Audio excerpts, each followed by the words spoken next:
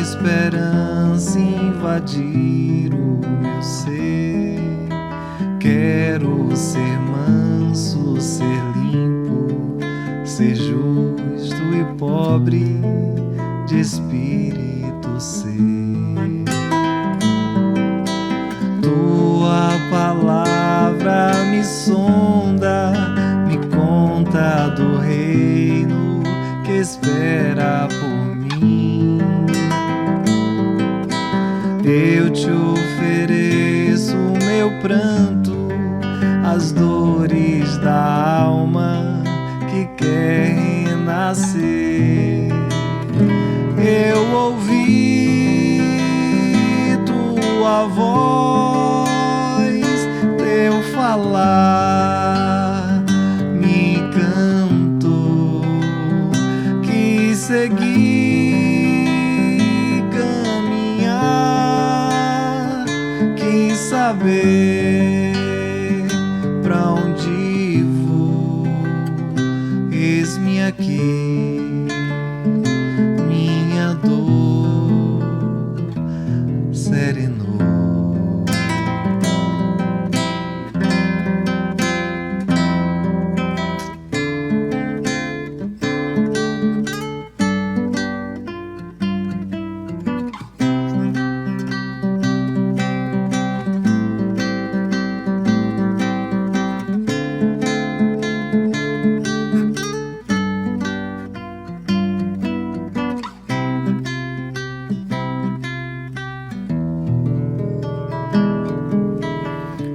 Sentimento me ronda,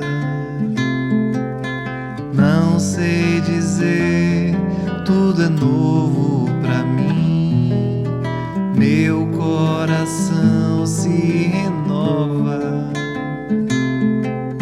sinto a esperança invadir o meu ser.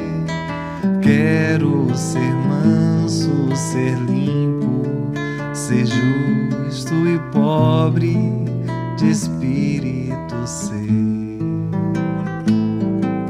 Tua palavra me sonda, me conta do reino que espera por mim. E eu te ofereço meu pranto, as dores da alma que quer renascer. Eu ouvi tua voz, teu falar me encantou, quis seguir, caminhar, quis saber pra onde vou. Eis-me aqui, minha dor serenou.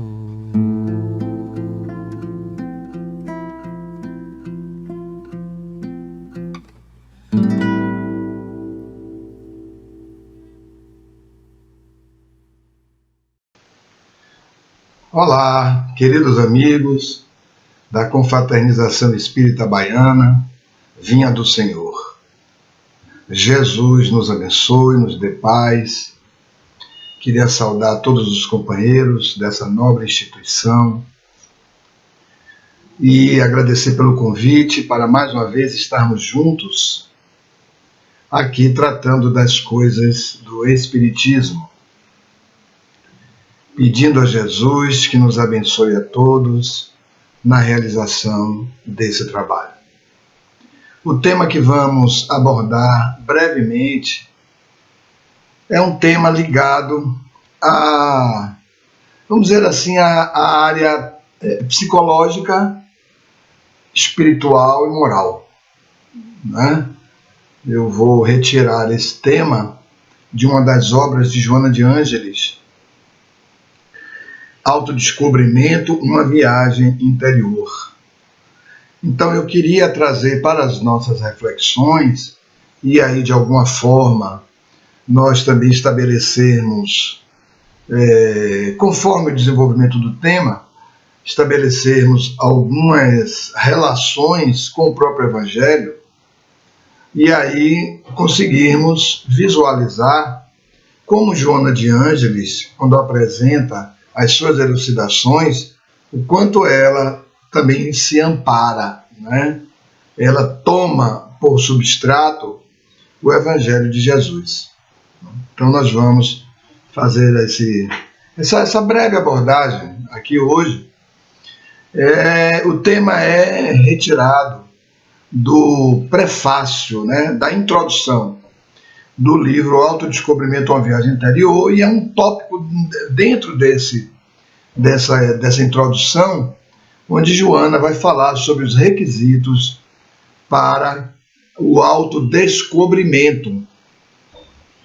Uma coisa muito interessante isso, porque essa obra de Joana, ela é uma obra que ela define um pouco, né, e pontua mais ou menos, estabelecendo uma pequena zona de distinção entre o autoconhecimento, né, e o autodescobrimento. Notem isso aí, né? É mais ou menos a mesma coisa, mas quando ela fala de autodescobrimento, e aí nós lendo a obra e relendo é que nós vamos perceber isso, ela quer dar uma ênfase no autoconhecimento, que é o conhecimento de si mesmo, mas não só o conhecimento de si mesmo, não só ter as noções das potencialidades que nós temos, né? Verificá-las, percebê-las, né? E notar o quanto as imperfeições elas inibem a ação, vamos dizer assim, a atividade plena dessas potencialidades, né? Então, o autodescobrimento é, por assim dizer, uma atividade para mais, uma atividade maior, uma atividade mais densa. Não é só o autoconhecer-se, né? É como se houvesse no autodescobrimento uma proposta, né? Nesse termo autodescobrimento, uma proposta também de aplicação das potencialidades que nós conhecemos, passamos a conhecer, para curar as imperfeições, né? Eu acho que nós podemos situar mais ou menos aí essa caracterização, né? Então, o autoconhecimento vai permear todo o nosso processo, mas é preciso uma aplicação dele, né? Numa ação concreta de descobrir-se. E descobrir-se aí não é apenas saber sobre potencialidades e defeitos, imperfeições ou obstáculos à manifestação dessas potencialidades, que são os defeitos, que são essas imperfeições, mas também atuar no sentido de remover esses obstáculos. E essa remoção, ela se dá não pela mera o mero descarte de uma imperfeição, mas pelo aproveitamento. Eu acho que a palavra é essa, me permitam. É pelo aproveitamento daquela energia que está, vamos dizer assim, malbaratada, aquela energia que está desperdiçada, que está envolvida ainda com o que é inferior. Com o que é inferior. Porque, voltando ao Evangelho, indo para o Evangelho, Jesus diz: pague o mal com o bem. É como se ele estivesse propondo que o que é superior em você, e que você já conseguiu consolidar, isto transforme o que é inferior em você. Então o processo, na verdade, de pagar mal com bem é o processo de transmutar uma energia. Transmutar. Kai Bachutel usa uma expressão muito interessante. ele usa a expressão assim, ele fala em transubstanciação. Né? Transubstanciação. Ele diz que isso é um processo. Transubstanciação é você tomar da mesma substância, né, e transformá-la. A substância é a mesma, mas você vai apenas transformá-la, né? Convertendo aquilo que é inferior em superior.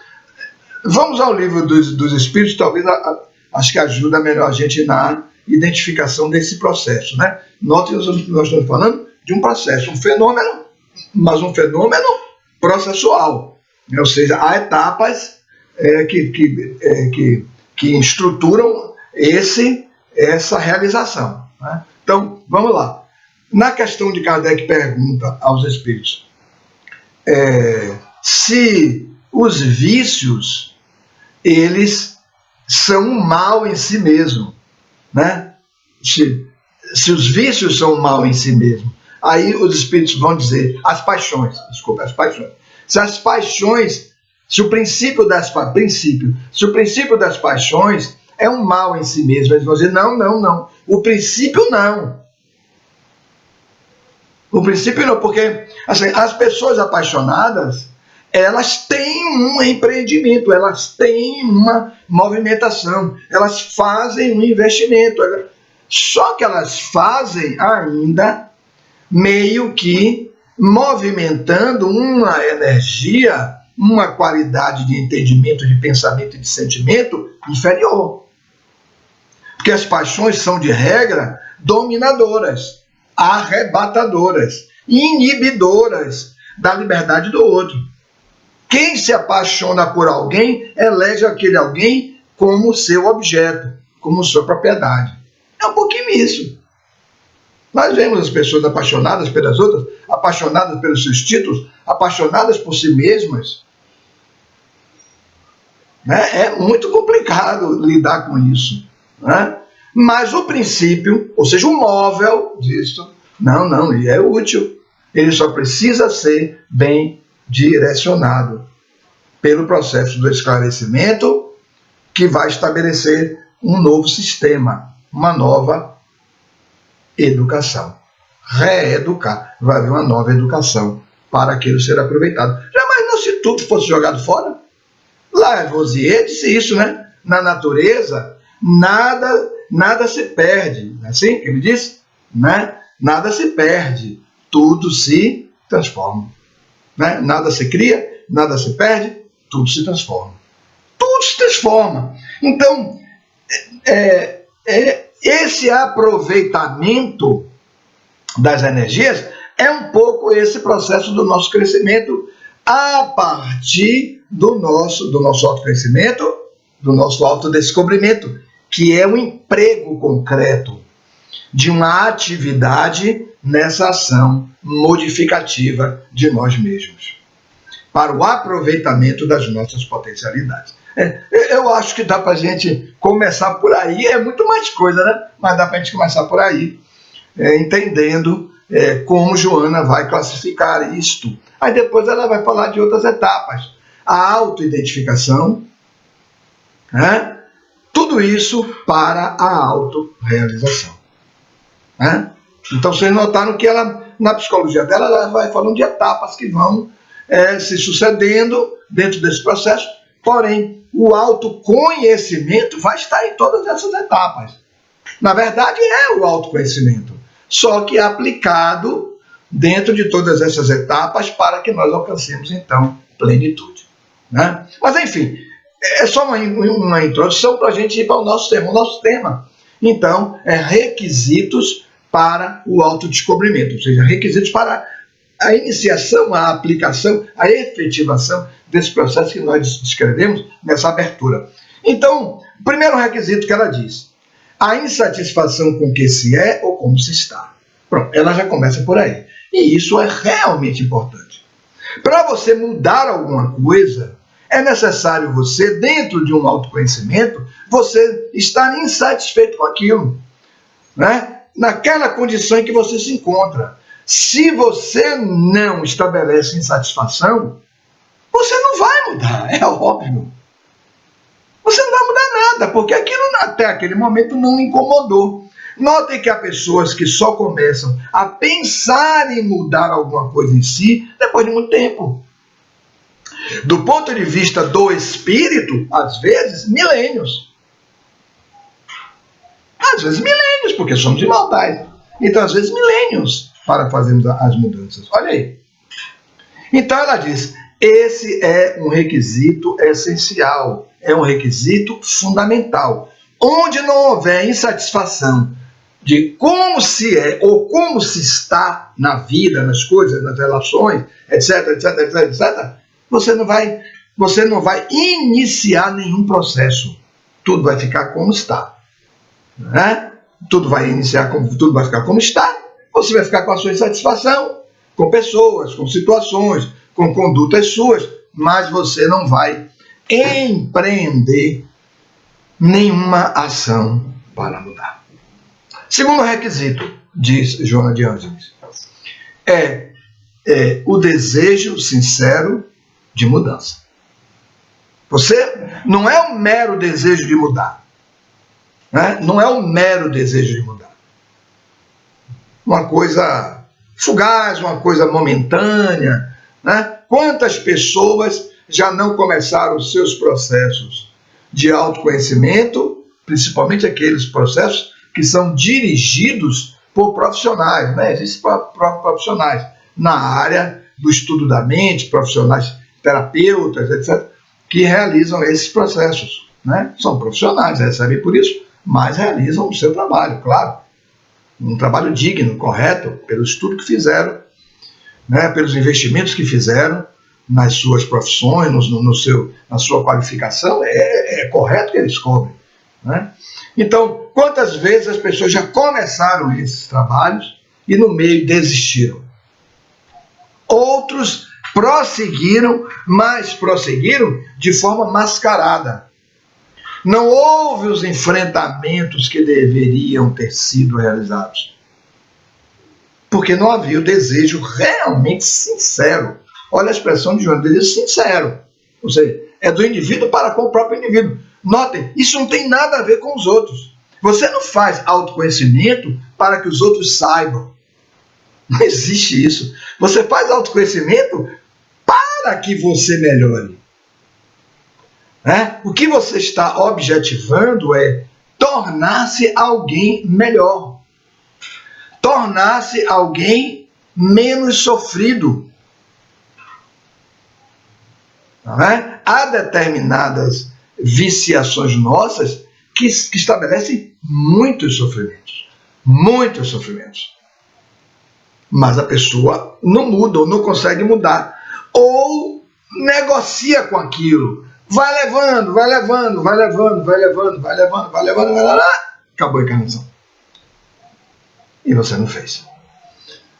Não fez, e no mundo espiritual, aí, como você manteve segregado, ou seja, prisioneira, determinada cota de energia ali, porque, amigos, veja bem, nos nossos vícios, nas nossas imperfeições, nos nossos desvios morais, muitas vezes nós gastamos recursos da encarnação. Né? Gastamos recursos da encarnação. Que recursos são esses? Primeiro, a atenção. Você dá atenção àquilo, você mobiliza o seu intelecto para aquilo. Para fazer aquilo, para articular, para pensar. Há pessoas que pensam como vão satisfazer seus vícios e suas paixões. Criam programas todos para isso mesmo. Né? Criam determinados programas para isso. E isso envolve, além do recurso do mental, né? Envolve um nível também do tempo. Um tempo, você investe um tempo naquilo. Né? Investe um tempo. Ou seja, horas, dias, meses, anos, décadas, você investe um tempo naquilo. Né? E, obviamente, você investe o quê? Também, por consequência, energia. Então é isso que o espírito tem. Sua atenção, seu tempo e sua energia. É o que temos. Nem o corpo não temos. Como espírito não temos. Porque eu não posso dizer quanto tempo meu corpo vai viver. Eu não posso dizer. Eu não sei. Não é? Há uma programação para ele. Eu não sei. Eu posso alterar ou não essa programação. Com desregramentos, com abusos, com vícios, etc. Com gasto de energia impróprio para aquele instrumento que é o corpo. Então ela diz, fundamental, o desejo realmente sincero de querer mudar. Desejo sincero de mudança. Né? Terceiro item, persistência no tentame. Tentame é luta. Quando você se sente insatisfeito e se delibera de mudar e estabelece sinceramente o desejo de mudar, vem o quê? Um conflito. Um conflito entre o quê? Entre o que você era e que está lhe incomodando, a pessoa que você ainda é, por assim dizer, e a pessoa que você quer se tornar. Isso vai gerar um conflito. Um conflito entre o passado e o futuro. Esse conflito é realizado no presente. Então ela diz, desejo sincero de mudança. Muitas vezes seremos assaltados pelo passado, porque ele está em nós. Pensamentos, sentimentos, emoções, né? Determinadas circunstâncias do medo, porque você vai para o novo, você vai para um estado que você não conhece, uma situação interior. Amigos, vejam bem, isso tudo é intrapsíquico.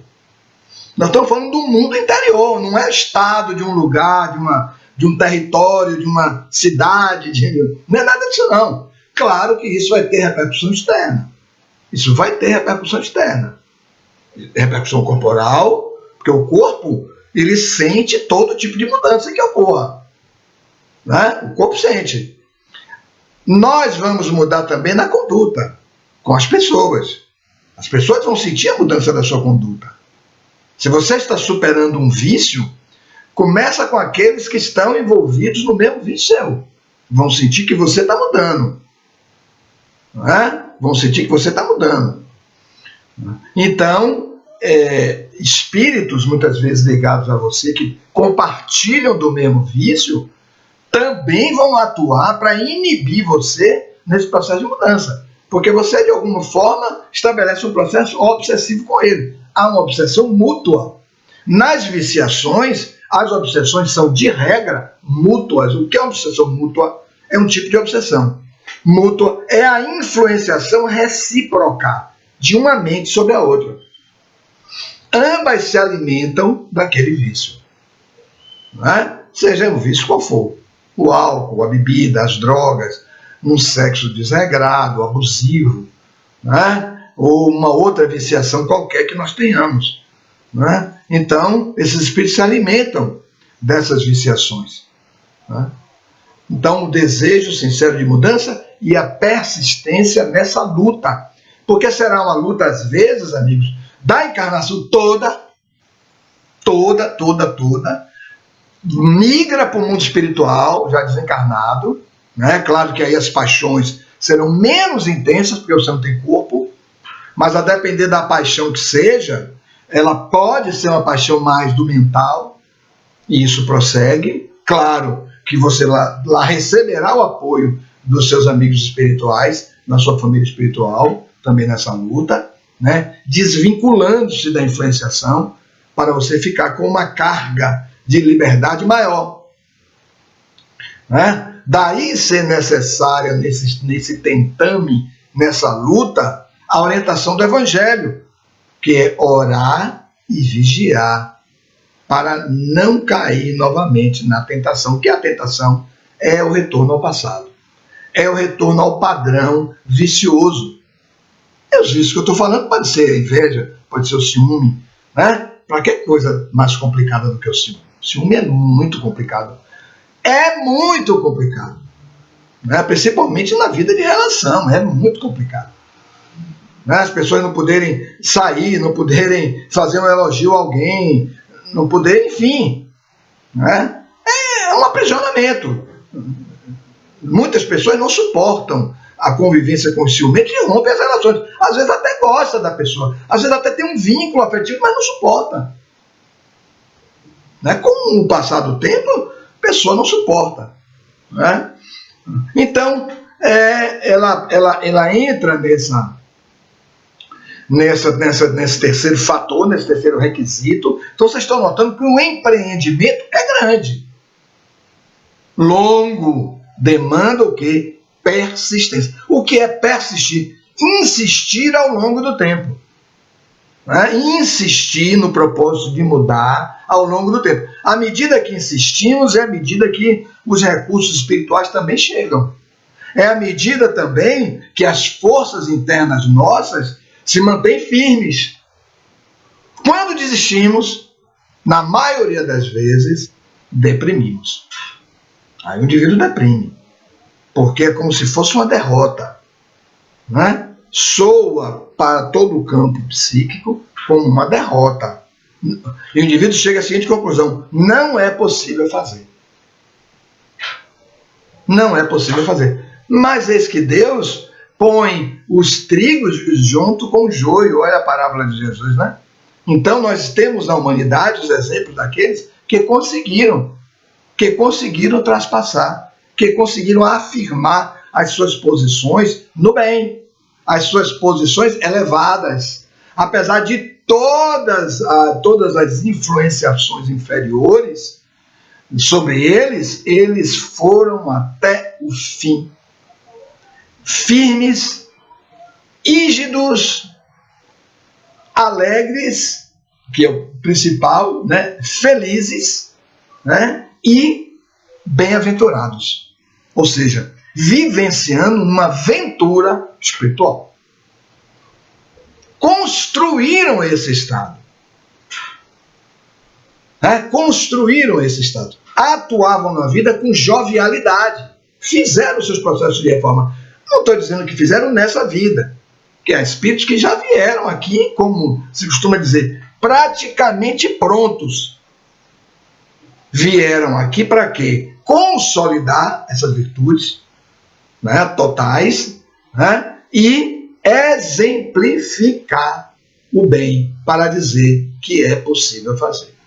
Irmã Dulce, Madre Teresa, Albert Schweitzer, Gandhi, esses nomes todos que todos vocês já estão cansados de saber, e outros anônimos, e outros aí que nós não tiveram grande divulgação, grande mídia, mas foram exemplos sólidos em suas áreas, em suas regiões de trabalho, né? Muitos na ciência, cientistas que dedicaram a vida nas pesquisas de medicamentos, de soluções, outros na área do ensino, outros na área da saúde, da medicina, né? Não exatamente cientistas, mas realizando processos de cura mesmo a partir da ciência, e outros em outras tantas áreas. Outros na área da engenharia. Quanto a humanidade não progrediu a partir da engenharia? Tudo que temos hoje é fruto da engenharia, que é a ciência e a arte de conjugar coisas dentro de determinados princípios e determinadas forças, associando materiais, a fim de que eles juntos resultem em progressos tecnológicos que vão facilitar o desenvolvimento de muitas tarefas que antes eram feitas pelo homem.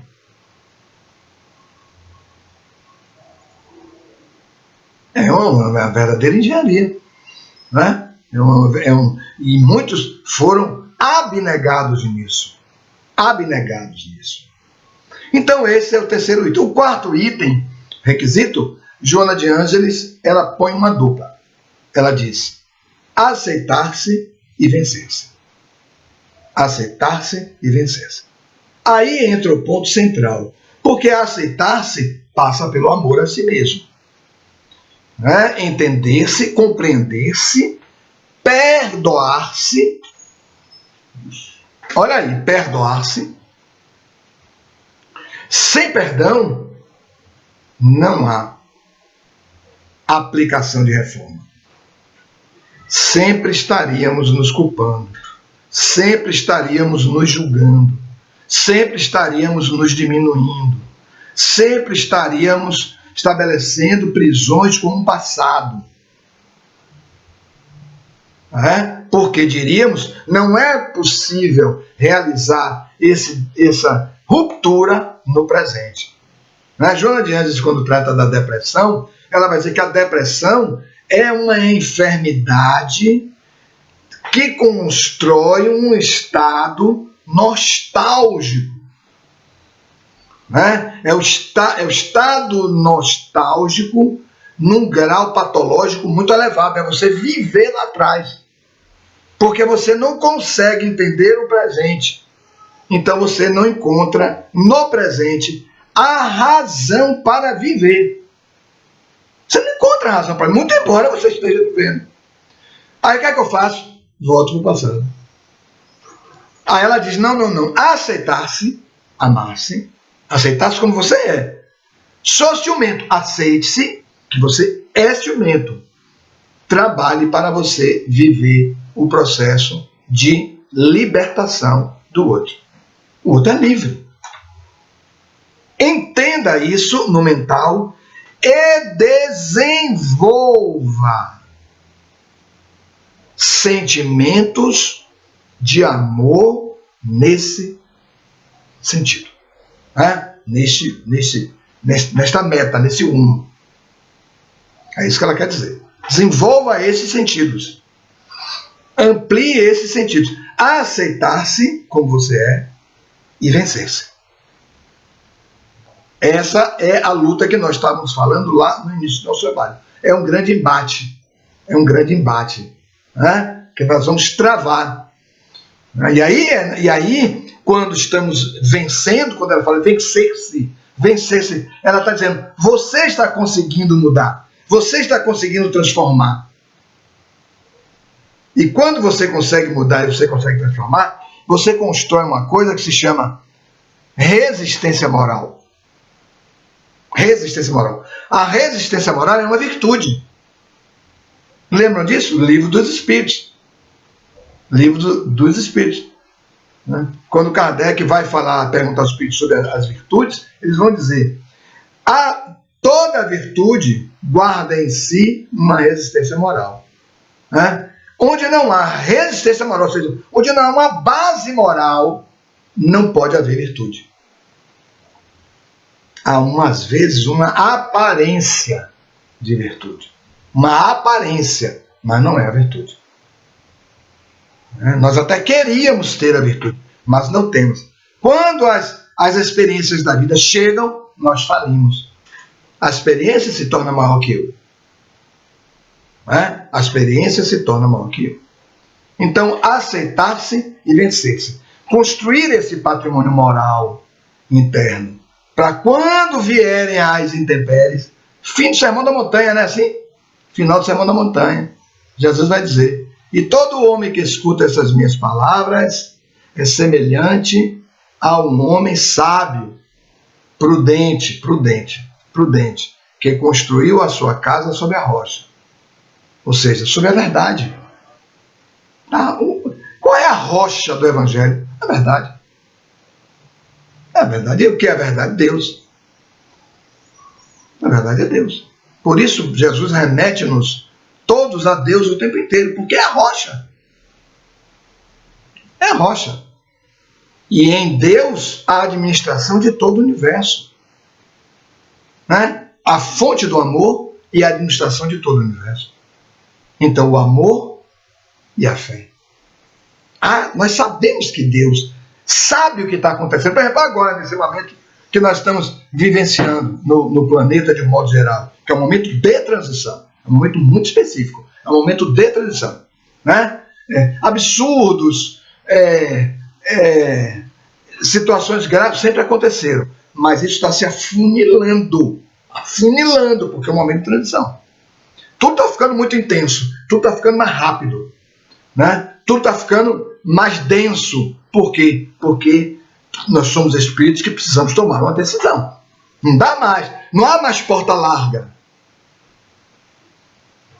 Né? Lembram que Jesus fala da porta larga e da porta estreita? Não há mais porta larga. Porta larga você anda, você escolhe, você volta, não há mais porta larga. Está afunilando para a porta estreita. Quem não passar na porta estreita não vai poder ficar no planeta.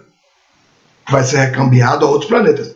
Aqueles que ainda tenham uma condição de voltar ao mundo espiritual para receber novos ensinamentos, para receber novos aprimoramentos, para promover o seu próprio arrependimento, né? Está lá na Gênesis Espírita, né? No capítulo 18, né? A nova geração, lembra disso?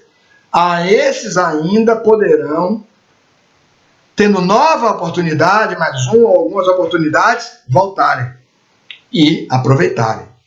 Mas aqueles que são empedernidos no mal, ou seja, aqueles que são sistematicamente maus nesse sentido, da conduta do mal, não tem como ficar. Porque não há mais tempo. Não é uma questão de não querer que fique, é uma questão de não ter mais tempo. É preciso que a transição se dê, ou seja, é preciso que essa coletividade, já em condições, né, de ingressar na regeneração, ingresse na regeneração. Então não vai poder subsistir, coexistir, aqueles que estão em provas e expiações com que estão em regeneração. Isso ainda é possível, porque muitos já estão em regeneração, muitos já escolheram o bem. Estão atuando, estão trabalhando, estão tentando consolidar essa escolha entre aqueles que ainda estão em provas e expiações. Então já saíram, já colocaram o pé na regeneração, né? E estamos aguardando essa transição total para então, como Jesus anuncia no próprio Sermão da Montanha, estabelecemos então um mundo, a terra será um mundo dos mansos, né? Um mundo dos mansos, aqueles que fizeram paz íntima. Já não querem matar ninguém, já não querem destruir ninguém, já não querem perseguir pessoas, não haverá mais campo para isso. Isso é uma passagem. Tudo que nós estamos vendo aí de absurdo, tudo isso vai passar. Essas coisas vão passar, essas pessoas vão passar, todas vão passar, não vão ficar. Os que não puderem ficar, não vão ficar. Né? E o último item que ela se refere é, fechando esse conjunto de requisitos para o autodescobrimento, é capacidade para crescer emocionalmente. Né? Que falamos um pouquinho disso tudo aí, mas o que é que ela quer dizer? Diante de todos esses requisitos, ela vai dizer: é necessário criar uma capacidade para você ampliar o seu emocional. Notem que tudo isso tem que ser feito à luz do amor. Amigos, não existe reforma íntima apenas com o intelecto. Reforma íntima se faz com o intelecto, coordenando os processos, mas com amor a si mesmo. Capítulo 11 do Evangelho segundo o Espiritismo. Amar a si mesmo. Vamos lá, vamos estudar aqueles tópicos que estão ali. Todos que Kardec delineia ali no amor a si mesmo. Por quê? Porque para você expandir o seu emocional, é necessário que você inclua pessoas no seu mundo emocional. Incluí-las sem aprisioná-las. Então, você vai caminhando, expandindo o seu emocional, reconhecendo pessoas, vendo-as, né? Desprendendo uma emoção para com elas, para aceitá-las, para entendê-las, para compreendê-las, para acolhê-las, para ampará-las, sem julgá-las. Porque julga o mental, sem julgá-las. Se é certo, se é errado, não importa se é certo, se é errado. Isso não tem interesse em quem ama. Quem ama não se interessa em saber se é certo ou errado. Apenas ama. Então, quando ela diz capacidade para crescer emocionalmente, esse é o resultado final. Esse é o resultado final. É onde você, quando amplia, e você dirá: poxa, eu já não julgo mais essa pessoa. Sabe? Eu já não desejo mais o mal a essa pessoa que faz mal à sociedade. Né? Eu não quero mais o mal dela.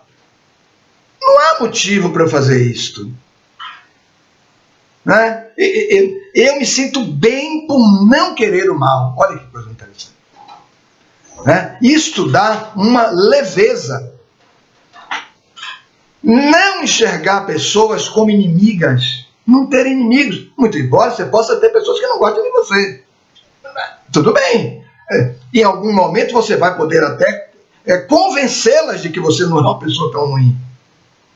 Com a sua própria mudança. E auxiliá-las, porque de algum modo causa no indivíduo até um próprio constrangimento. Alguém que não goste de você. Joana de Ângeles, em uma de suas obras, não me recordo qual, ela chega ao ponto de dizer assim: não imponha a sua presença às pessoas que não gostam de você. Peça desculpas, seja gentil, seja agradável, etc, etc, e saia, porque naquele momento não há ambiente para haver, não é uma fuga. Mas o que fazemos muitas vezes? Vamos para a disputa. Aí estamos lá atrás. Entende? Aí não estamos fazendo nenhuma reforma. Aí nós estamos tentando impor os nossos pontos de vista às outras pessoas. Elas são livres. Os nossos pontos de vista servem para nós. É óbvio. O que eu penso serve para mim, mas não serve nem para um filho. Ele pode ter outros pontos de vista. É claro que na relação pais e filhos há um plus a mais. Existem responsabilidades outras. Existem compromissos maiores. Né? Até onde é possível se fazer determinados investimentos libertadores daquela pessoa, mas não impositivos. Porque, em resultado final, ele fará o que ele entender que deva fazer. Porque ele tem livre-arbítrio. Ele é livre para fazer isso. Né? Então, amigos, eu queria deixar essas breves considerações aos queridos amigos da Vinha do Senhor.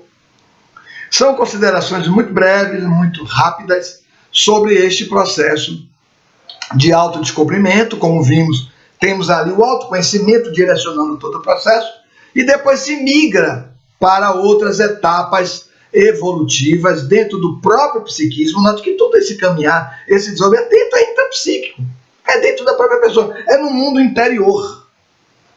Por isso devemos fazer todos esses processos à luz do amor, com os recursos da oração. Olha Jesus, Sermão da Montanha de novo. Quando fores orar, recolhe-te no teu quarto ou no teu aposento, em outras traduções. O que é o aposento ou quarto? O mundo interior. Não é o quarto da sua casa. Ele está dizendo, recolhe-te dentro do seu mundo íntimo. Dentro do mundo das suas intenções. Vê quais são as suas intenções. É o mais íntimo do indivíduo que é a intenção. Recolhe-te no teu quarto, que teu Pai que vem em secreto. Por que vem em secreto? Porque Deus está em nós. Que teu Pai que vem em secreto te recompensará. Perfeito. Exato. Jesus é exato. Ele é matemático. Dizem que ele é médico, é psicólogo, mas ele também é matemático. Exato. Há uma exatidão. Né? Há uma exatidão entre a conduta da criatura e o provimento do Criador. À medida que a conduta se desenvolve para chegar ao Criador, é à medida que o Criador caminha para o encontro da conduta. Quem diz isso? Jesus, em uma de suas parábolas, a do filho pródigo. Lembram? É uma sutileza. E quando o filho, então, diz, Pai, pequei contra ti, pequei contra Deus, já não sou mais digno de ser chamado teu filho, e se põe a caminho, o pai vê a distância. Por que ele vê a distância? Porque ele é onisciente. E o pai que vê a distância, põe-se a caminho de encontro do filho. Chegamos no nosso ponto, dessa breve abordagem que fizemos hoje aqui. Ou seja, Deus se desloca para o encontro do seu próprio filho. Tá? Numa linguagem mais psicológica. Né? O centro interno do espírito, o self, se deslocando para o encontro com o ego, que é o centro mais externo. É o nível da personalidade, é o nível da encarnação. Se desloca para esse encontro. Joana de Ângeles diz que aí há plenitude. Muita paz a todos. Jesus abençoe o trabalho de vocês. Bons estudos.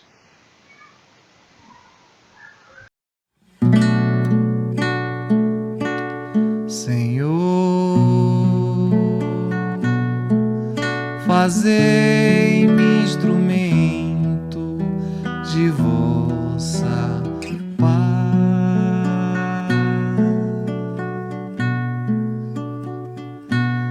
Onde houver ódio, que eu leve o amor. Onde houver ofensas, que eu leve o perdão. Onde houver discórdia, que eu leve a união. Onde houver dúvidas, que eu leve a fé. Onde houver erros, que eu leve a verdade. Onde houver desespero, que eu leve a esperança.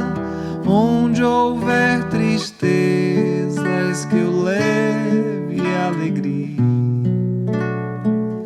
Onde houver trevas, que eu leve a luz. Ó Mestre, fazei que eu procure mais consolar que ser consolado, compreender que ser compreendido, amar que ser amado,